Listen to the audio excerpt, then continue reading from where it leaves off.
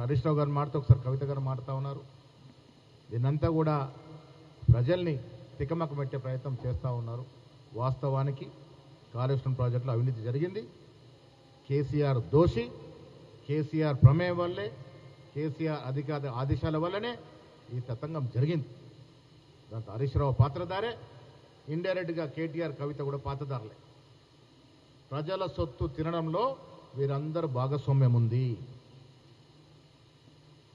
వీరితో పాటు ఆనాడు మంత్రులుగా చలామణి కొంతమంది వ్యక్తులు, కొంతమంది ఎమ్మెల్యేలకు కూడా దీనిలో భాగస్వామ్యం ఉంది.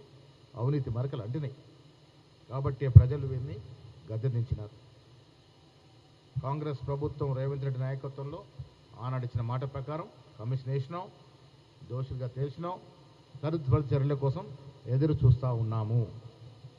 దీంట్లో ఏమాత్రం వెనక్కిపోయేది లేదు. రెండో అంశం బీసీల రిజర్వేషన్లో కాంగ్రెస్ పార్టీకి చిత్తశుద్ధి ఉంది కాబట్టి ఎన్నికలకు ముందు కామారెడ్డి డిక్లరేషన్ ఇచ్చిన మాట ప్రకారం 42% రిజర్వేషన్ ఇస్తూ లోకల్ బాడీలో, విద్యా ఉపాధిలో 2 చట్టాలు చేయడం జరిగింది. ఆ చట్టాలు అయ్యేటప్పుడు బీజేపీ శాసనసభ్యులు ఓటేసి కేంద్రంకి వెళ్ళేసరికి మాట మార్చి మొగాలు అడ్డేసినటువంటి పరిస్థితి. ఆర్డినెన్స్ ద్వారా నా ఎన్నికలకు పోదామంటే ఆర్డినెన్స్ కూడా ఆపినట్టు పరిస్థితి. మళ్ళీ 3వ దఫా మా చిత్తశుద్ధిని చాటుతూ అసెంబ్లీలో గతంలో కేసీఆర్ పెట్టినట్టు నిబంధన వల్ల 50% లోబడే రిజర్వేషన్ ఇచ్చే పరిస్థితి ఉండడం వల్ల దానికి అధిగమిస్తూ మళ్ళొక చట్టం తీసుకురావడం జరిగింది.